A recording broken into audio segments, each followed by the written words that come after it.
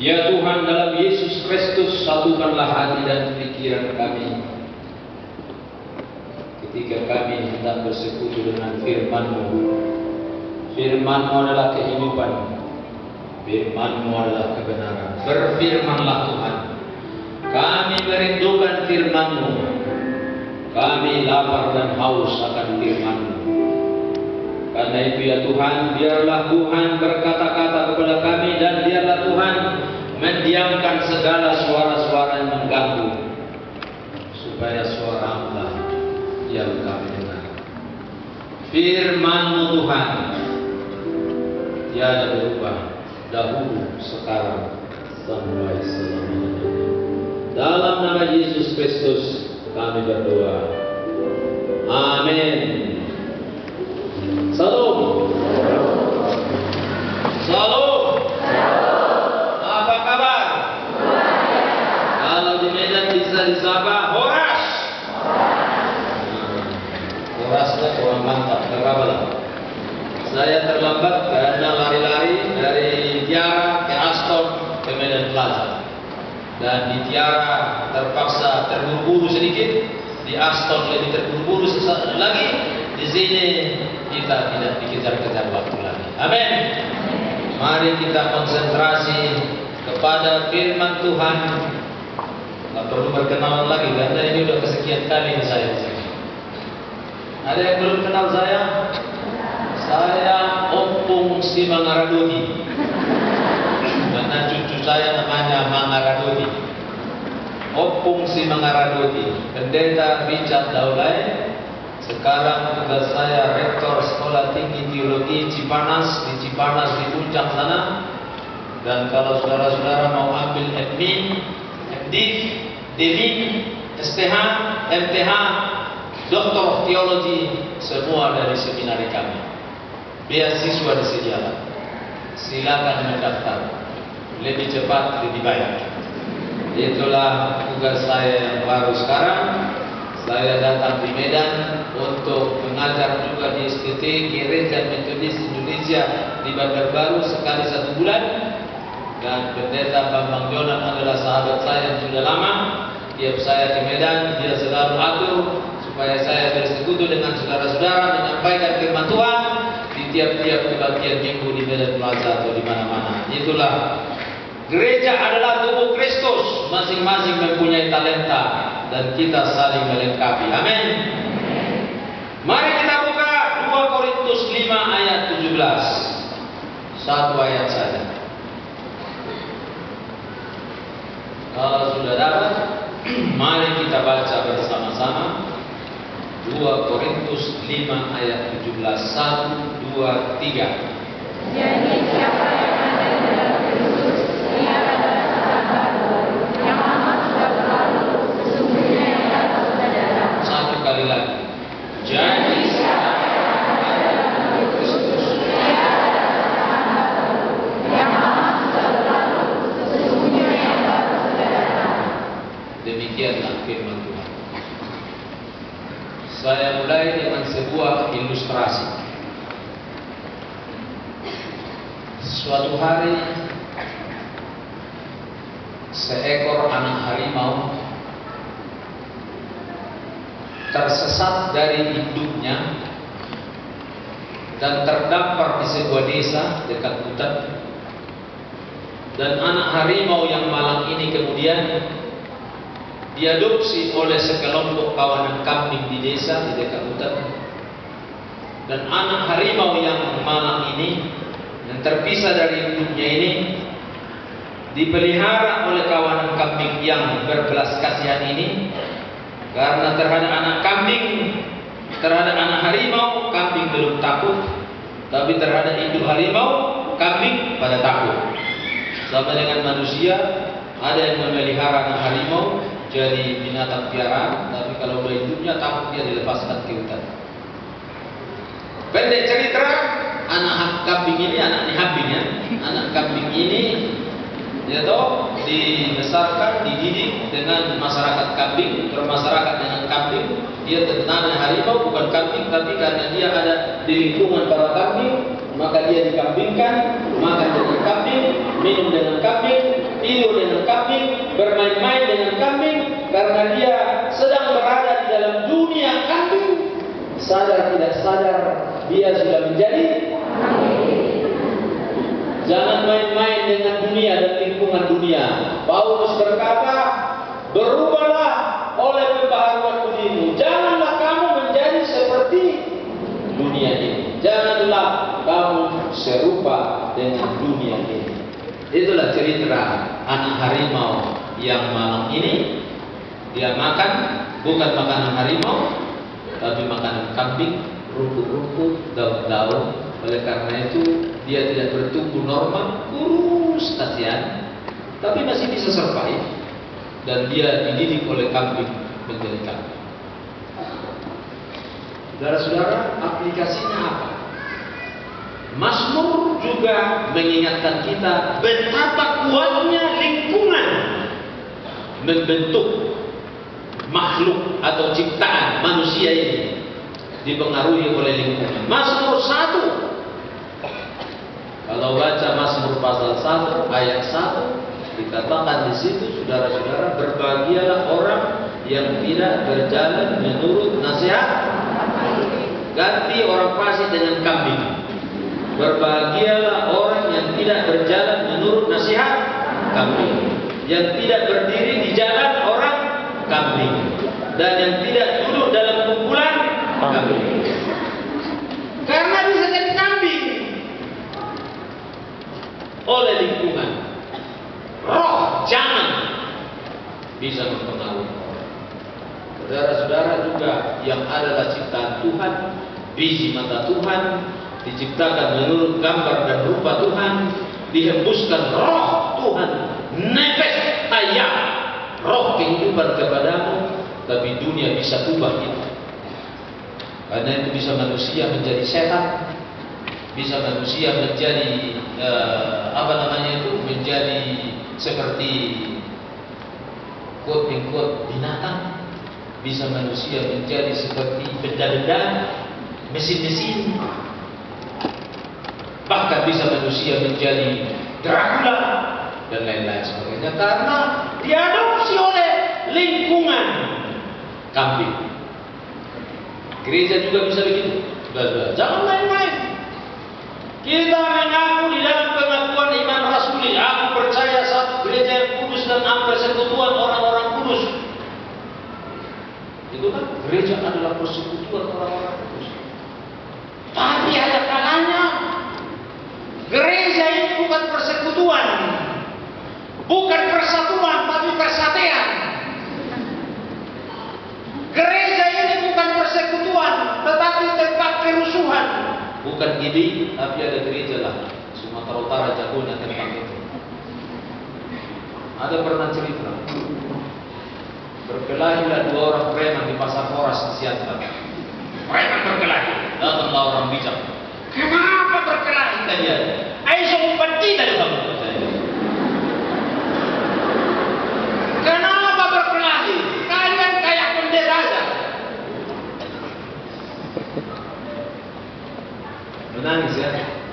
Saya pendeta, saya tersentuh dengan jok itu. Karena apa? Pendeta-pendeta sudah dipengaruhi oleh roh. Jangan roh kambing.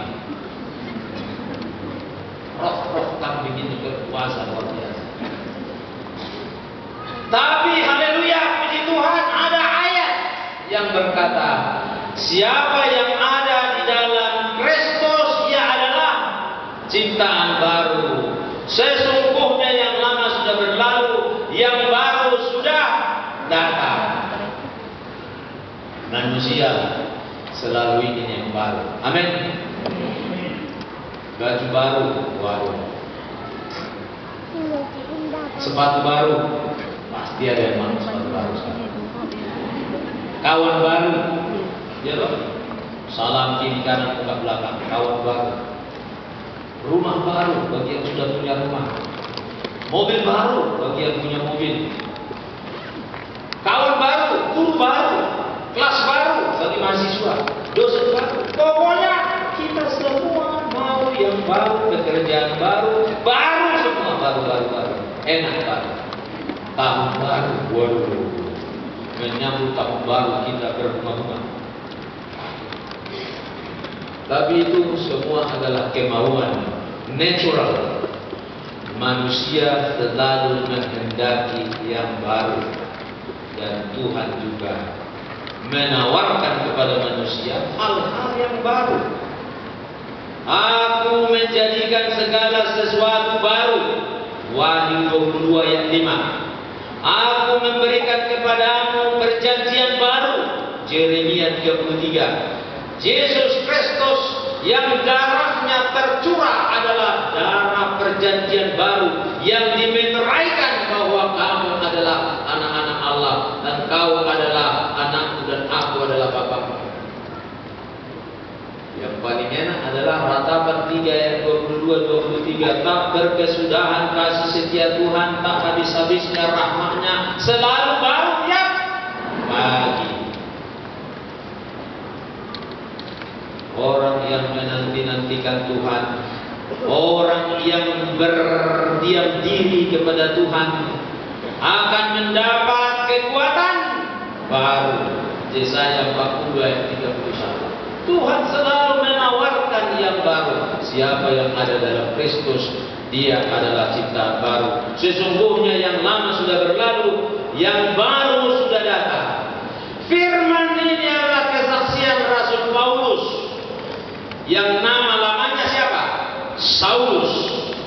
Profesi lamanya, kerjaan lamanya, kacamata, wawasan, orientasi hidup yang lamanya dia katakan sudah dia tinggalkan. Dalam ayat 16 dikatakan begini. Sebab itu kami tidak lagi menilai seorang pun juga menurut ukuran manusia.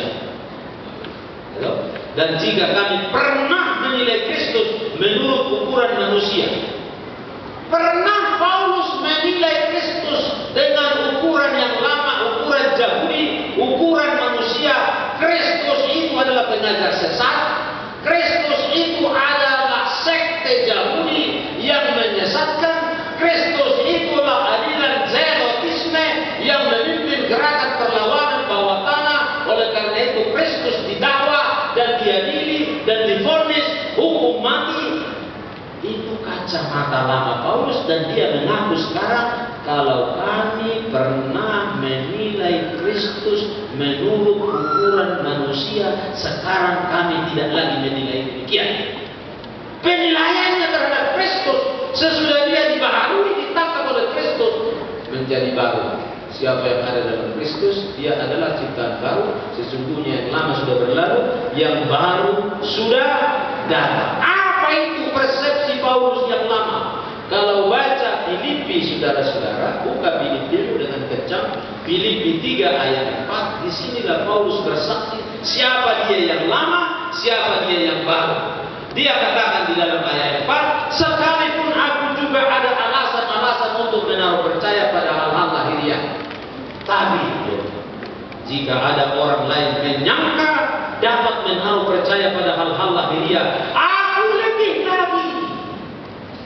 Kalau ada yang mengandalkan perkara-perkara kehebatan-kehebatan, prestasi-prestasi dunia, I am number one, I am the best. Apa itu? Ayat 5, disunat pada hari ke-8. Semua anak orang Yahudi yang lain harus dibawa ke bait Allah, disunat pada hari ke-8, termasuk Yesus Kristus dibawa Joseph dan Maria dan dipersembahkan 2 burung merpati. Ya kan? Disunat pada hari ke-8. Kedua, dari bangsa Israel. Siapa itu Israel? Bangsa yang terpilih, bangsa yang dipilih oleh Tuhan, bangsa Allah, bangsa yang diurapi, keturunan Abraham, Ishak, Yakub. Itu bangsa Israel yang bangga sampai sekarang. Apalagi kehebatan Paulus dari suku Benjamin. Wah, dari 12 suku bangsa Israel, yang paling dituakan, yang paling dibanggakan, yang paling diprioritaskan adalah suku Benjamin. Bangsawan-bangsawan yang sehat. Hebat-hebat ini suku Benjamin. Karena dia barangkali anak kesayangan bapaknya Yusuf pada waktu itu. Harus tahu. orang Ibrani asli, bukan peranakan, bukan Samaria, bukan campuran, bukan proselik, orang Ibrani asli, harus nomor satu. Apalagi dia bilang tentang pendirian terhadap hukum Taurat, aku orang Farisi, aku gurunya. Tentang Alkitab, saya gurunya. Ya beda. Aku orang Farisi, yang di kantong kiri, kantong belakang, kantong Musa, semua firman Tuhan aku tahu dari awal sampai akhir. Hebat dengan Paulus ini, gurunya pun nomor satu, Gamaliel, guru besar Gamaliel pada waktu itu. Tentang kegiatan untuk menganiaya jemaat, waduh, aku penganiaya jemaat. Tentang aktivitas, dia tidak hanya berkuar-kuar di bangku sekolah, dia turun ke lapangan aktivitasnya. Dia yang merajam Stefanus, dia yang memerintahkan laskar-laskar Paulus, laskar-laskar Saulus untuk melempari merajam Stefanus. Nah, itu dia anggap dulu kehebatan. Tapi dia bilang di dalam ayat 7, semua baca, tetapi apa yang dahulu merupakan keuntungan bagiku sekarang karena apa? Gua enggak rugi karena Kristus. Berubah ini.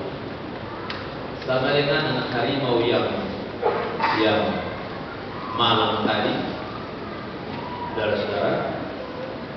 Satu hari sesudah anak harimau ini diadopsi para kambing, induk harimau datang. Lalu kambing kemana? Lari. Tapi anak harimau yang malang ini bingung sendiri, dia tidak ikut lari karena dia tidak tahu kalau ada suara auman harus lari. Itu belum refleks dia tentang itu. Lalu dia bingung dan didatangi oleh induk harimau. Kau ngapain di sini? Ya saya di sini kampung, kata anak harimau. Bukan kampungmu di sini. Kau bukan kambing, kau harimau. Oh enggak, saya kambing, katanya. Kau makan apa di sini? Makan rumput. Coba ngomong dulu. Mbak. Kau sudah sesat kau. Ayo pergi ke hutan. Lalu harimau menangkap rusa. Makan dulu. Dia mulai makan. Tadinya dia makan rumput, sekarang makan daging mentah. Giginya masih tajam, giginya bukan gigi kambing, tapi gigi harimau. Makan enak, seleranya terpenuhi. Sama yang orang Batak udah gak makan saksang 1 tahun, kita pun dengan saksang, tak terus. Sama dengan harimau itu, makan terus sampai kenyang. Sesudah kenyang itu harimau bertanya, sudah kenyang, sudah ngomong dulu. Kau sudah lupa, lahir baru. Harimau itu dari kambing kembali kepada habitat yang lama, jadi diri yang lama. Harimau, sekarang kamu sudah lahir. Dari menu yang lama, menunya rumput-rumput yang bikin dia kering kerontang, sekarang dia sudah makan menu yang lama. Saudara-saudara, Paulus juga dari manusia lama yang membangga-banggakan perkara-perkara dunia, perkara-perkara prestasi-prestasi lahiriah. Dia berkata, tapi apa yang dahulu merupakan keuntungan bagiku, sekarang kuanggap rugi karena Kristus. Bagi Paulus, filosofi, falsafah hidupnya berubah total. Namun aku hidup, dia bilang, tetapi bukan lagi aku yang hidup, melainkan Kristus yang hidup di dalam aku. Berubah total. Bagiku hidup adalah Kristus dan mati adalah untung. Berubah. Memang Allah selalu membuka pintu untuk perubahan. Amin. Lihat aku menjadikan segala sesuatu baru. Yesus Kristus datang ke dunia untuk memulihkan jati diri manusia yang telah diadopsi oleh roh dunia. Yesus memanusiakan manusia dengan dia